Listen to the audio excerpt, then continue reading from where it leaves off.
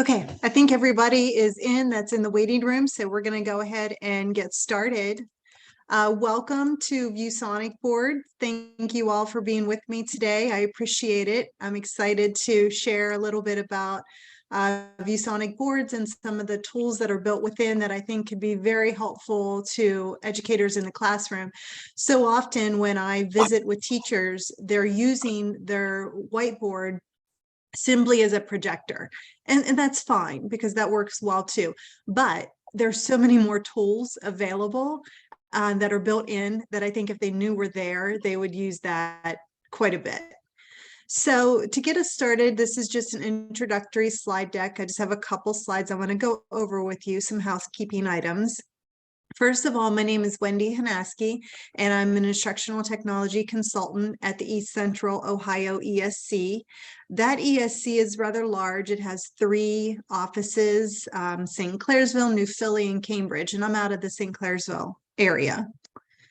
So through the Future Forward grant, we are running these workshop series, and it's meant to help teachers in 2 areas. One, just capacity building with all the technology. And secondly, as an option for college credit or CEUs to help them renew their certificate. So just a little bit about me. I do have a bachelor's degree in secondary education. I started my career as a high school business teacher, and through a series of events, our school district passed a technology levy. So it was an old building. I had the largest room in the building, those old business labs, and they said, "You're going to get the computers." And I said, "And what am I going to do with those?" And so it was kind of like, learn. But everything happens for a reason. We know that to be true. And really technology and computers, I found to be my passion. So I went forward and got my master's degree in education administration and even followed up with a doctorate in technology education. So I'm doing what I really enjoy, which is the best thing. Just to give you an overview of what the day is going to look like, if you wouldn't mind typing your name, your position, and the school district in the chat, just so I have an idea of who is joining us live. I know there will be a lot that watch it later at their leisure. That's fine too, but just so I have an idea of how many people are here and where you're coming from. Also, there is a QR code over on the left side. If you wouldn't mind, you could use your phone even to take a snapshot of that and sign in that way. That would be helpful to us. We are going to start off this morning with a ViewSonic introduction. I'm going to show you their website, how to create an account, and then go to the whiteboard. Now, obviously, I'm not in front of a physical whiteboard. I'm going to be using my desktop to go through all the tools. It's a little bit different because when you're in front of a whiteboard, you can use your hand, you can use your fingers to expand, but I'll be using my mouse. And then as we finish up, just any questions, further thoughts after this workshop, that's what we'll move towards.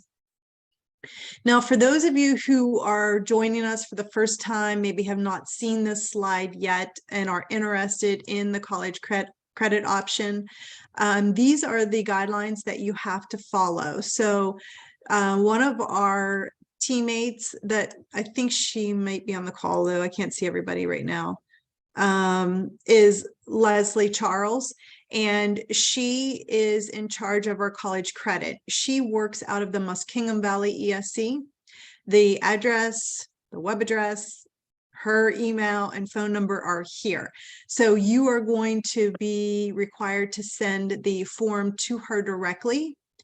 And you will also have to have a 2-page written reflection that will just culminate your experience with these workshops. So if you have any questions, reach out to her directly. So like I said, we're going to start off with the My View Board overview, which we're going to go to the website. This is what the My View Board website looks like. I already have an account. That's why you see my name here.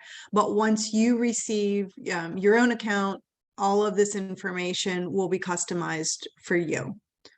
So let me go out and grab the website. And it's just simply viewsonic.com.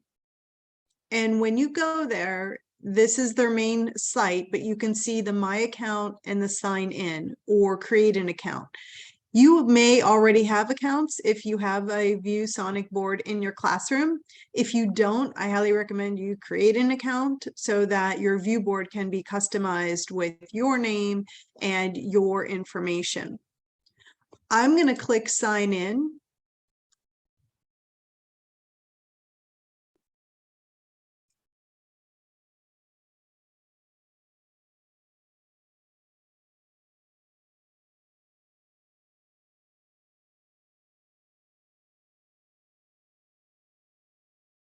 Oopsie.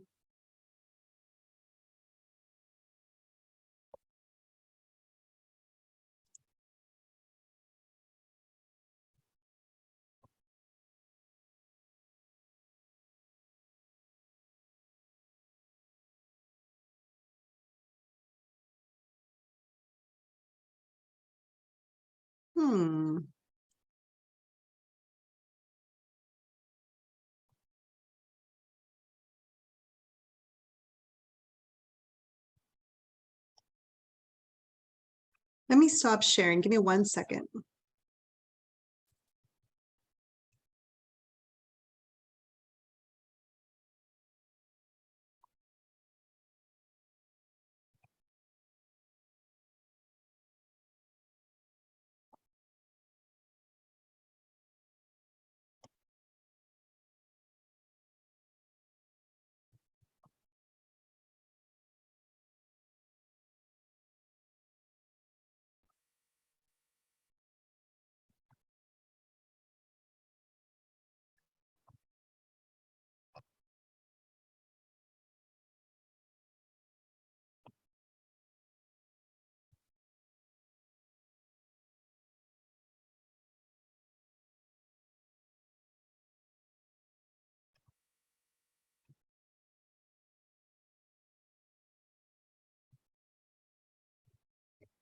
Okay, sorry about that.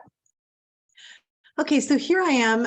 I had clicked the sign in button and I am taken to what's called the My View Board desktop area.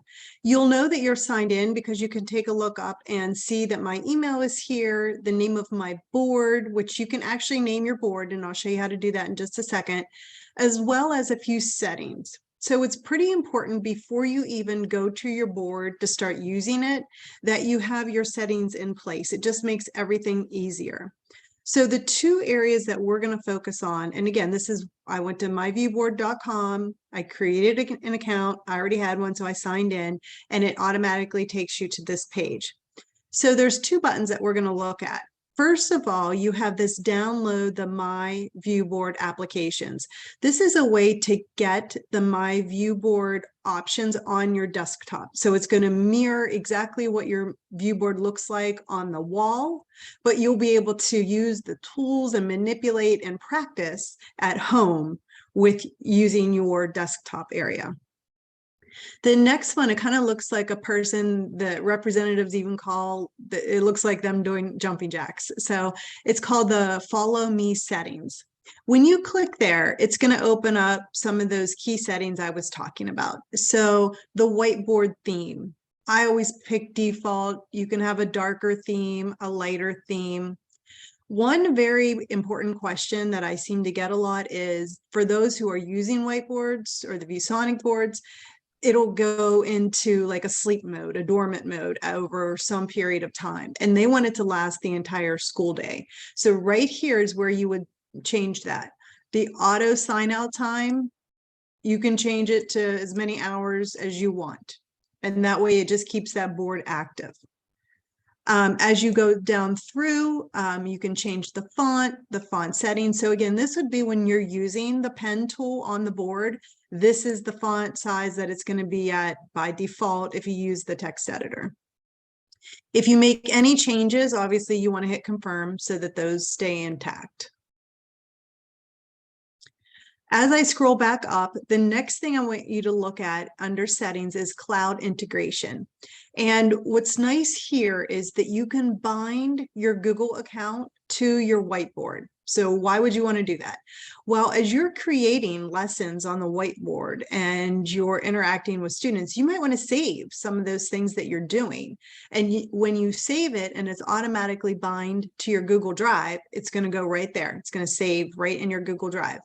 The reverse is also true. Maybe you want to pull out some sort of assignment that you created on your own, maybe through Google Docs or the slide deck. You can access that material that you've created from your Google Drive and it will import directly into your whiteboard. So if you have this already set, that's just going to make that step a lot easier. Once you have all your settings fixed as you would like them, you're now ready to go to your whiteboard. So I have a shortcut down here on the bottom that's going to allow me to open the whiteboard right up. And there's a couple areas here that I want to look at before we get started too much.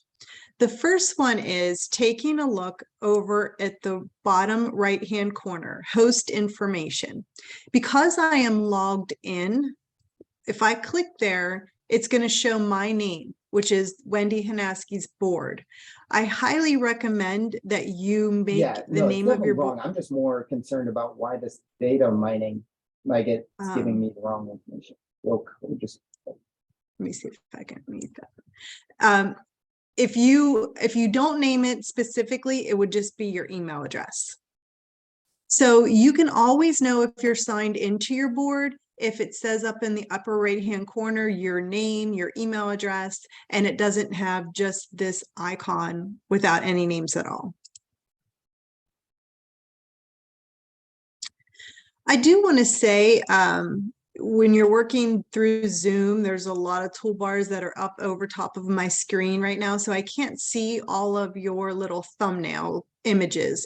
If you have a question or you want to just stop me, by all means, unmute and just say, hey, I have a question, or can we look at that again? I'd be happy to do that.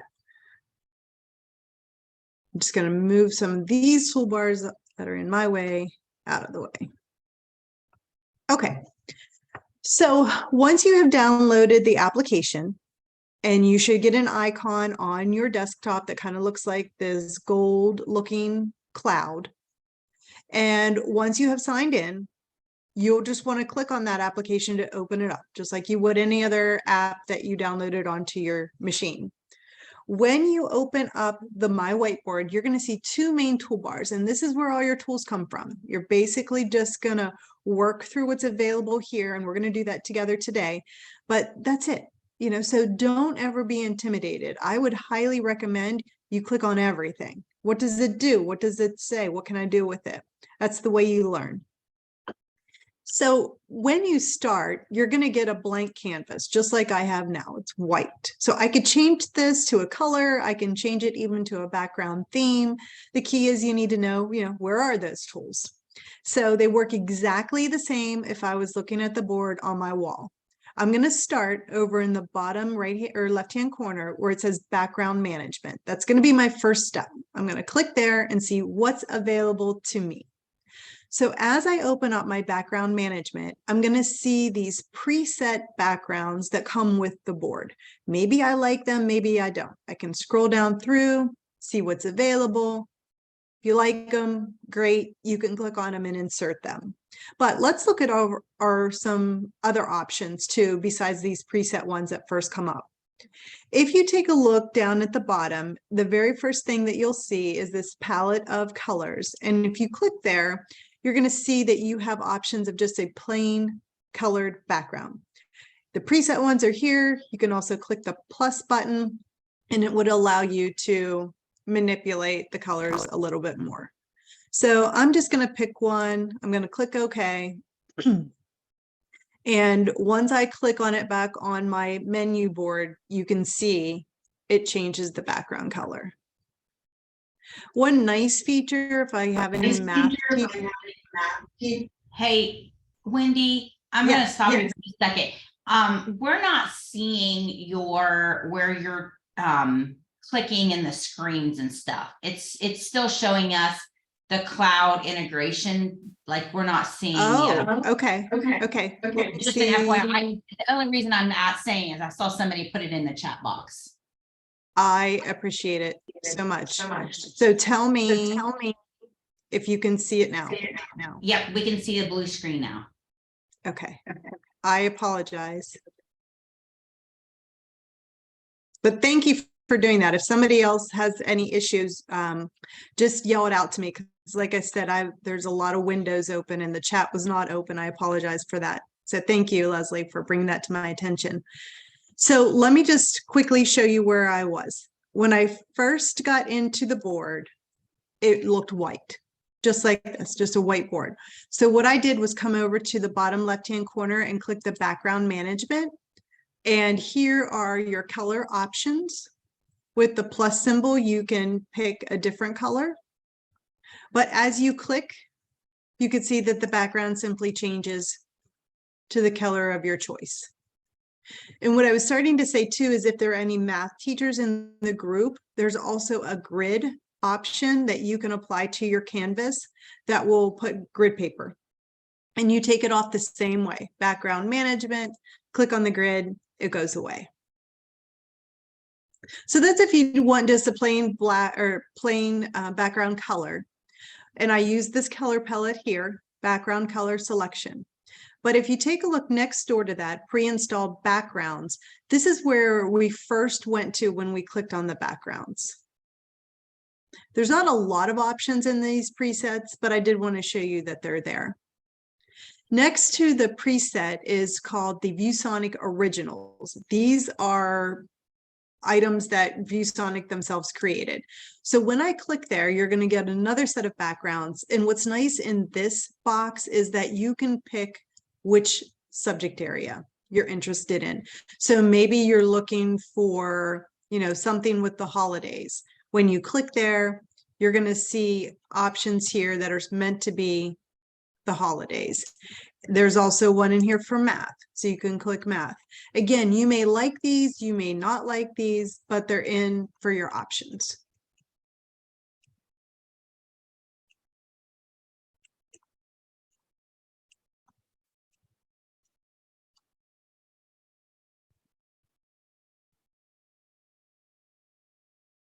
So I'm just going to pick one, trying to maybe find a winter theme because where I am is snowing right now.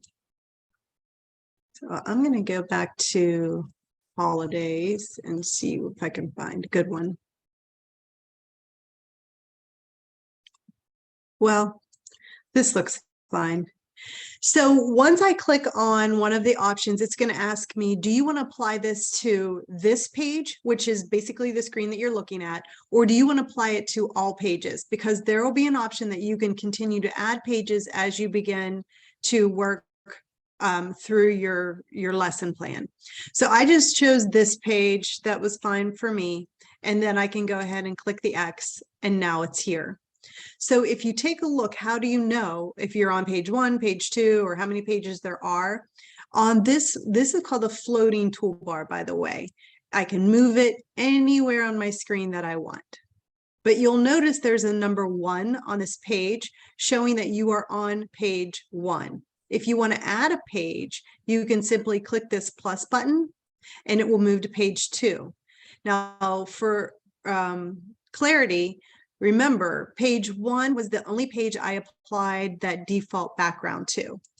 So once I click on the number 2, I'll see page 1 with the default background I put on, and page 2, which I did not apply the background to, is just that blue color I chose. And of course, these arrows means you can toggle back and forth between the pages that you've created.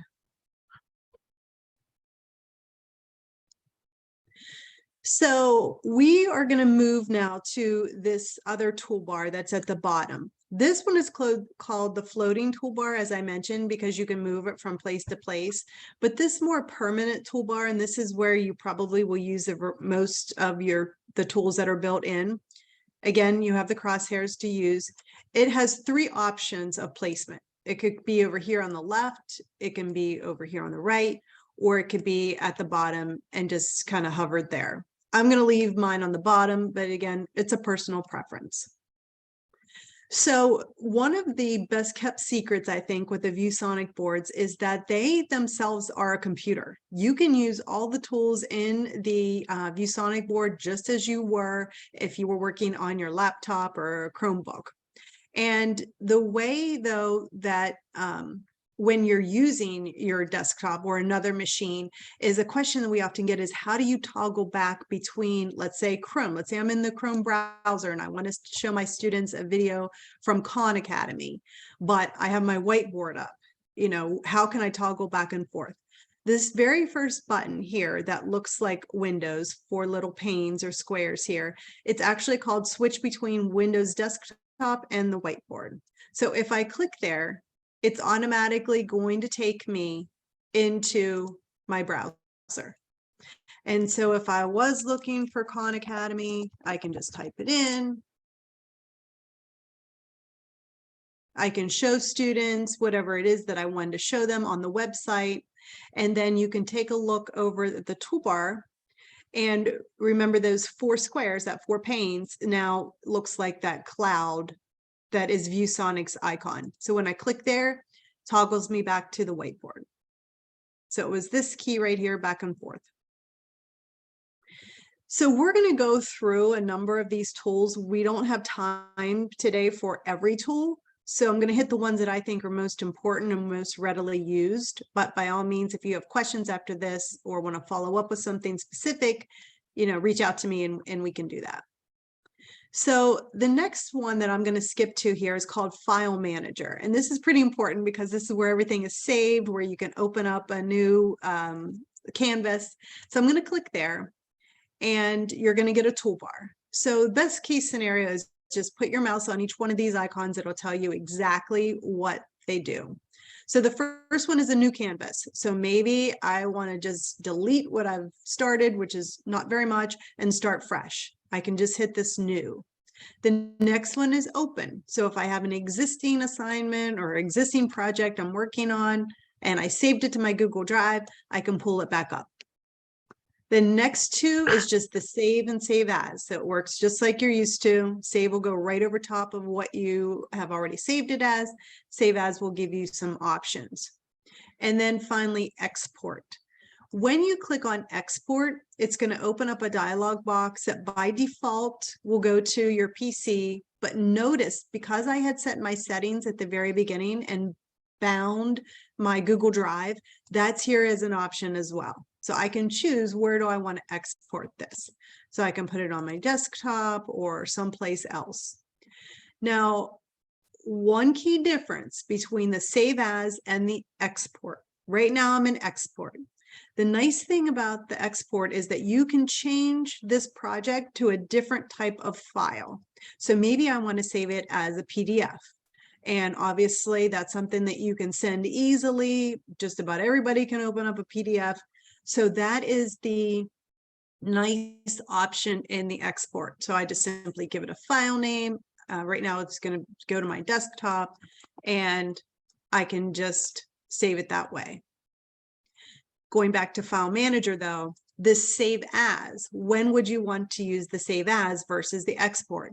Well, if you look in the save as, do you see this OLF extension automatically put there? That's the extension for ViewSonic. And so when you do save as, it's going to save it as a ViewSonic document or project. Not everybody can open that. Now, why would you want to? Well, obviously, if you save it as a PDF, it's just going to be a static document. You can't keep editing it. It's not a true ViewSonic document. However, if you do the save as, you save it as the OLF, you open that up, you're right back into it with all your editing tools and continuing on with your project. So that would be the difference. And then the last button I want to show you is this QR code. So maybe you have an audience that's not with you in front of you in the classroom, but you want them to follow along with you as they are. You can use this QR code and it says, you know, are you sure you want to share this session with a QR code? Yes, I do. So when you click that, it'll generate the QR code And then you can send that to any other audience member that you want to join in. So even if you all wanted to try this, get your phone out, you can scan this right now, and it will give you access on your phone to the presentation that we're working on here on my desktop. So again, just an option for you.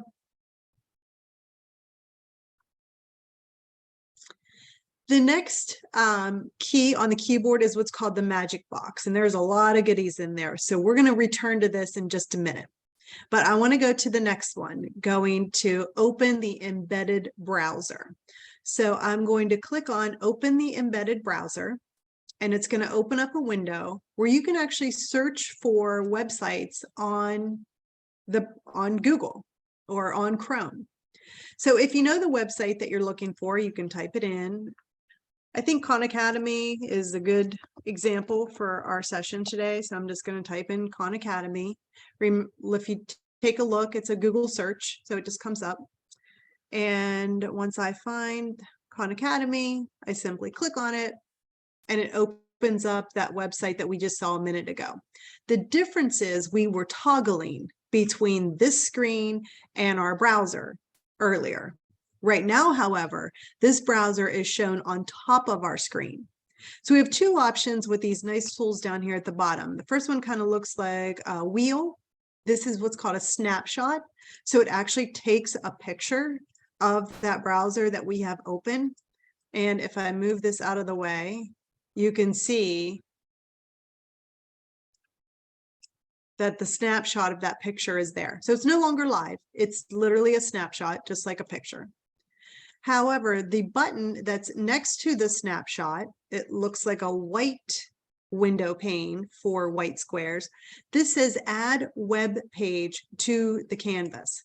So if I click there, I'm going to take this QR code off.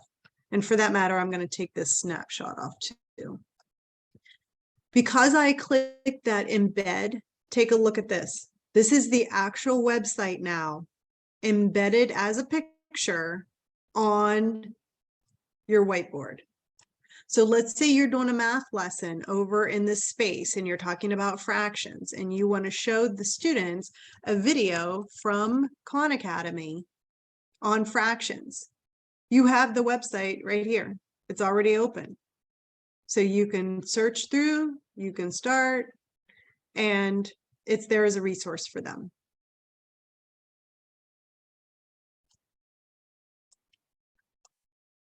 So that was this here, open the embedded browser.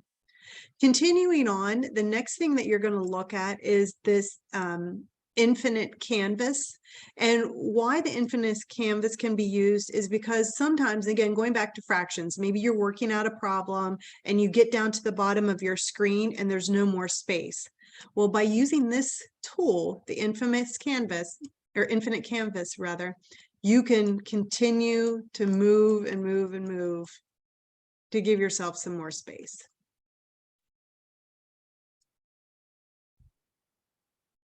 The next item is the selection tool. So it's just if you wanted to put a lasso around something that you have on your screen and you want to move just a certain amount of material you have, that selection tool will do that for you.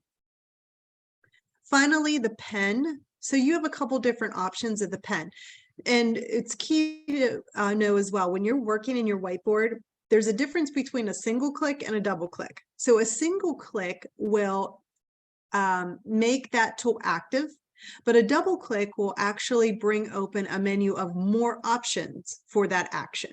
So I clicked once to activate the pen, but I clicked a second time because then I have my options here of color, of line weight. You can see some's a highlighter, some's like a spray can. This AI is really cool. So I wanted to show you this. So let's say for any reason you have a certain picture you want to get onto your board. You don't have time to go look for clip art. You're just like, what can help me? I need a picture of a bunny and I need it fast.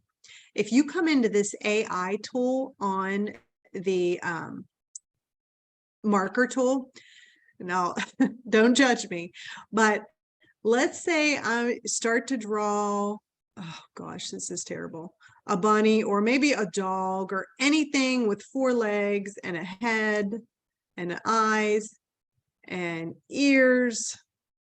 And as I'm drawing, it is going back to its repository of previous drawings and is trying to say, okay, what are you trying to draw? Let me help you out. And all these different options, maybe it thought I was doing a camel, and it gives you suggestions for what it thinks that you were trying to draw. So I'm going to use camel as my example, even though I said bunny originally. And notice it puts that camel right on our page. So that's just a cool little thing that I found and I thought was fun. This embedded Khan Academy, for space sake, I'm going to go ahead and hit the X and get that out of our way, just so we continue to have a little bit more space. And notice too, going back to the selection button, if I select this camel, notice I have more tools that are available, but I can also hit delete on my keyboard because I selected it and it's gone. So that's just a couple different ways. Now going back to our marker, I was in the laser. Now I'm going to go back to marker, and you can simply click any color that you want and begin to draw or write. Another option in here, again, going back to the ViewSonic originals, maybe you want your cursor to be a ladybug. You can choose that, or maybe a smiley face. You can choose that. Next to it is checkers. Maybe you want to check. So these are just some fun things that you can do to mix it up a little bit. Now, obviously, I made a mess of my screen, which I'm very lucky because right next to it is the eraser key. So click once to activate the eraser, twice to get more options, and you can make your eraser either a very large circle, which will help you with time's sake in erasing, or you can make it a small circle if you just want to be very precise in what you're erasing. Or for time's sake, this big trash can, if you click there one time, it'll erase everything on your screen. So hand in hand with that marker tool is what's coming up. Well, I'm going to skip this one. I'll be back. The capital T is the text. So maybe I'm going to type this text. And once I click on my screen, I can type, this is using the text option. As I'm typing though, you can take a look. I can make it bigger. I can bold. I can just add whatever formatting it is that I want. And when you click off of it, it will just stay as that text. Now, the toggle of the capital T is a cursive A. And the difference is one is going to use the keyboard and text in actual key, nice looking letters. And the cursive X will allow you to type. So it's user preference. And sometimes it depends upon, what you're doing. So these are the two options and they toggle back and forth. Capital T and cursive A. I'm going to go back to my eraser. I'm going to choose the big garbage can and remove everything. Now, the one item that I did skip was this shapes button. So I click once to select it, twice to get all these options. If you want to put a shape on the board, there's some options in here. I'll just pick one of them to show you. What's nice is when I draw that, you have an option of showing the measurements. So the math folks that may be on this call, that's there. You can simply toggle back and forth. Also, there might be times when you want to create this exact shape, but you don't want to keep having to click and drag it. You want to know that the second copy is the same exact size with the same exact angles as the first one. You do have a tool called Infinite Copy. And when you click on it, you'll see this little Infinite Copy icon here that's telling you that if I drag, I'm going to get the exact same copy. So how did I do that? I clicked on infinite copy. Here's the icon. I can make another one.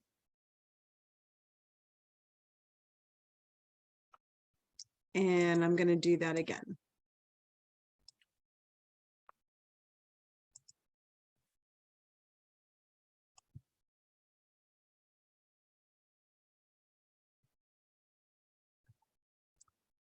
Okay, so my power just went out. So I'm going to stop for just a second, and in the chat, can you guys still hear me and see me?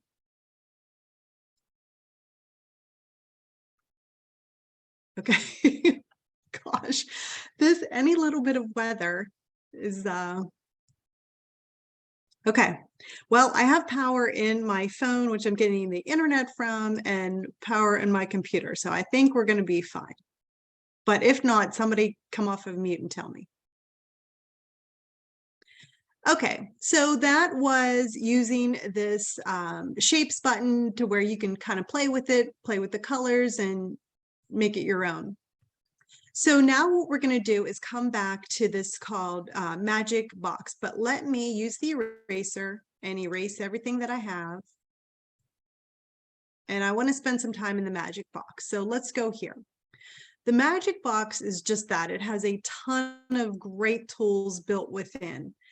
One thing that I want to show you, and what we're going to do is just go across the top of this board, starting at the first one is the file button. It's kind of like a file open. You can pull in those documents from your desktop or Google Drive. Remember, I said from the beginning, you can pull in whatever you want, and that way you don't have to start from scratch.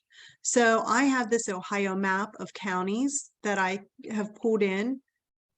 Notice I can click, I can make it bigger, but again, I already have that on my Google Drive. I'm just going to pull it in and use it. Going back to my magic box, the next item is what's called sticky notes. So sometimes you are doing a lesson and you want to have little sticky notes, like start here, step 1, step 2. So this canvas will allow you to pick the sticky note color of choice. I'll just say this is step 1. And I picked yellow. So when I click off of it, notice that I created now a sticky note, and you can put them anywhere you want. And that was just simply the magic box. And then this second button here, the sticky note. The next button is the tools button. And there's a lot of goodness in here. And I would recommend you just coming in and clicking on each one to see what's here. The first is going to be a clock. So you can put this on the corner of your canvas and you can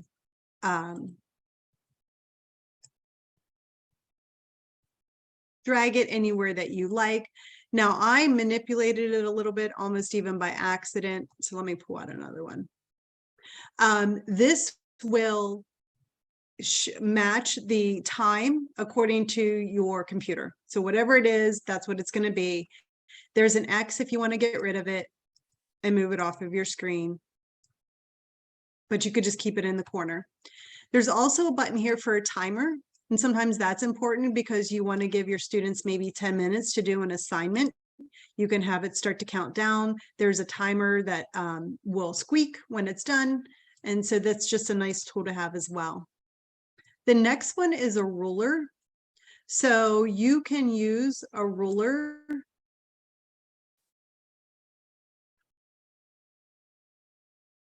You can make it smaller, you can make it bigger, you can switch it up and down a little bit. But what's nice is if we go back to our pen, let me do that, the marker, I can draw a line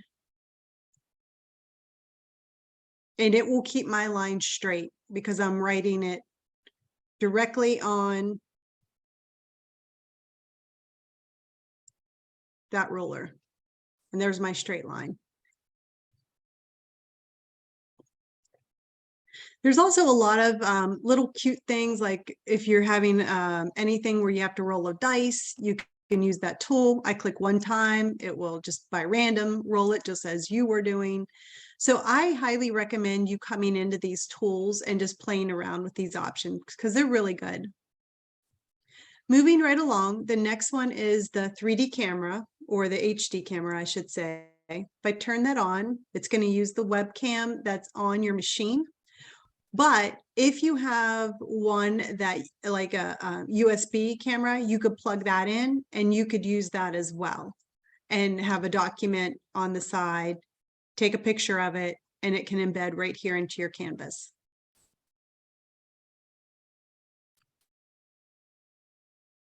The next one that we're going to look at here is this YouTube video. So if I click on YouTube and maybe I want to search for a video that I want to show my students, maybe like the water cycle, I can click and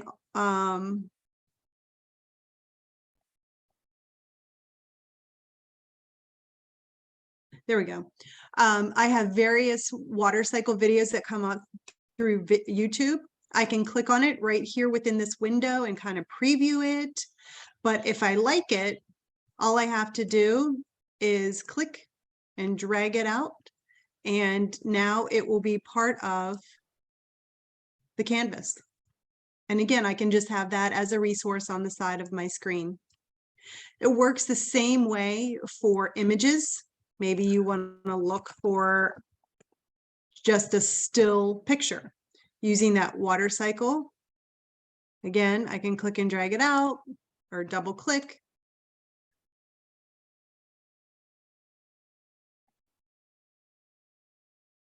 And it can be there as a resource. The next couple things are really cool, and they're a way to get interaction with your students. So this paper airplane, so to speak, is called Throw.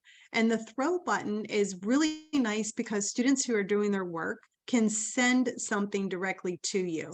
And I'm going to show you how this works through the next tool, which is kind of like a pop quiz, or maybe just you're going to get a temperature read of the room. So if I put, what do you think of ViewSonic? And obviously I would make this a little nicer, but in the bottom corner is a QR code. And so if your students wanted to give you feedback on this, they can simply scan that QR code. And if anybody wants to, feel free to do it as well. It will take you right into this question that I know is not like the best, but it will ask you to write your name. And you should be able to click, this would be a pop quiz. When you click on pop quiz, it'll bring you to a white screen where you can use your finger, you can type in your answer.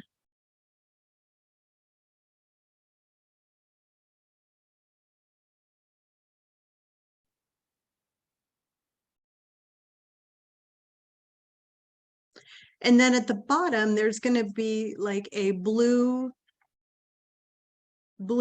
kind of paper airplane. And it's actually me using my phone, throwing this response to this question. So as a teacher, you can see all the different responses coming in from your student. I put test as my name, but typically they would have their name there. And if you click on it one time, it will show you what their answer reads. So I put, I love it. So here, click again, it goes away.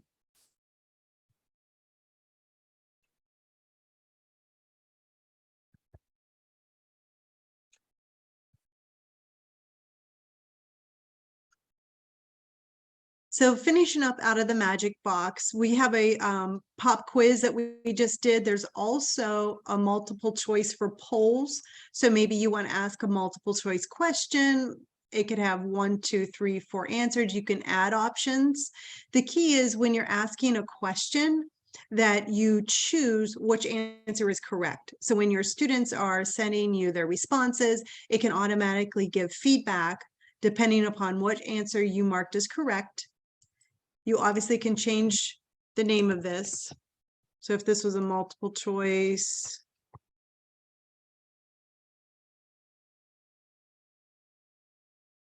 so do you like the tools in ViewSonic? And the answers are yes, no, and a little. Maybe we don't need option 4. So we can just remove that. Once we have this exactly as we want, we can click the arrow button or the check mark rather. We can hit the start down. Typically it's 1 minute that we give the students. And this, by using this code or that QR code, students can send their responses this way. So I also recommend you kind of play with it because it's fun too. And again, it's engaging with the students.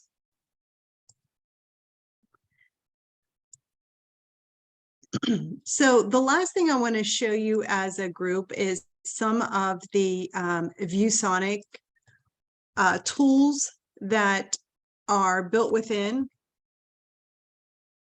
Because sometimes you don't always have idea of how to,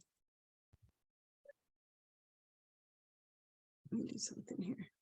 Sometimes you don't have ideas of what kind of lessons are available, but on the ViewSonic website, they have what's called ViewSonic Originals. And these are pre-made lesson plans that can go automatically within your document. And you can work directly through them by subject area, by grade level.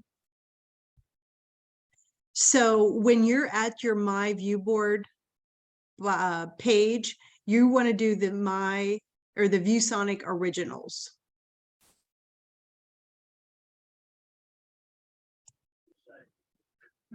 So it's right here under ViewSonic Originals, and you can pick the grade level and the subject matter, as I said, and see everything that is pre-made there for you.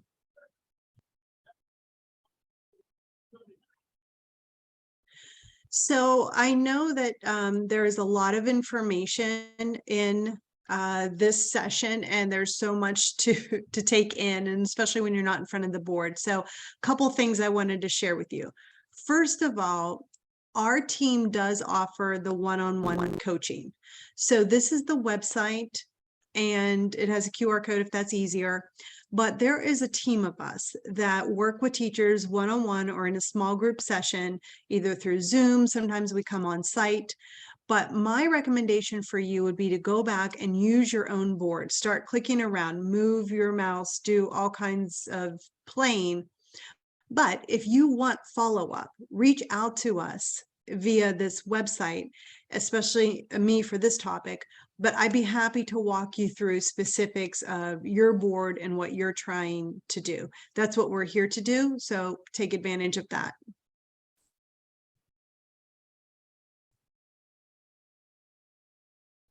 So at this point, I am going to stop and ask if there's any questions or any wrap up that anyone would like to do.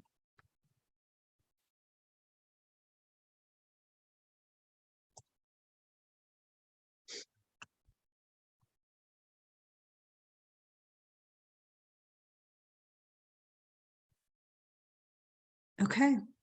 Well, I appreciate all your time, and I hope you have a great rest of the day. And for those of you staying for the additional sessions, thank you for your participation. We really enjoy you being here with us. So thank you all. Thank you.